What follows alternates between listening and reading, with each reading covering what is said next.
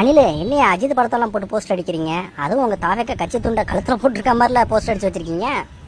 அதுவா சகோ? அப்பதானே அஜித் ரசிகர்லாம் அவன் கரெக்ட் பண்ண முடியும், அவங்களுடைய ஓட்டெல்லாம் வாங்க முடியும். அனில், உங்களுடைய வாக்கு அரசியலுக்காக தான் உண்டு தான் வேலை உண்டுன்னு நிம்மதியா வாழணும்னு நினைக்கிற ஒரு மனுஷனோட படத்தை பயன்படுத்துறது நல்லாவா இருக்கு? அது மட்டும் இல்லாம அஜித் அவர்களுடைய படத்தெல்லாம் கொஞ்சம் பார்த்து பயன்படுத்துங்க. இப்படிதான் கருணாநிதி முதலமைச்சராக இருக்கும்போது வம்படியா அவர் அரசியலுக்குள்ள இழுத்துக்கிட்டு இருந்தாங்க. பாராட்டு விழாக்கு வாங்க, அங்க வாங்க, இங்க வாங்கன்னு. இவரும் எவ்வளவோ மறுத்து பார்த்தாரு. இருந்தாலும் திமுக கட்சிக்காரங்க விடுறதா இல்லை. சரி, என்னைய வடணுன்றீங்க, என்ன பண்றேன் பாரு அப்படின்னு சொல்லிட்டு கருணாநிதி அவர்களுடைய பாராட்டு விழாவுக்கே போய் கருணாநிதியை வச்சு செஞ்சுட்டு வந்தவர் அஜித். அந்த மாதிரியான வரலாறுலாம் அவருக்கு இருக்கு. எனவே கொஞ்சம் பார்த்துருங்க.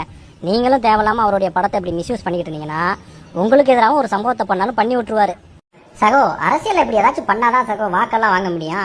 அப்ப கடைசி வரைக்கும் உங்க கட்சியினுடைய கொள்கையை சொல்லி மக்களை அரசியல் படுத்தி வாக்கு வாங்குற எண்ணமே கிடையாது, அதானே?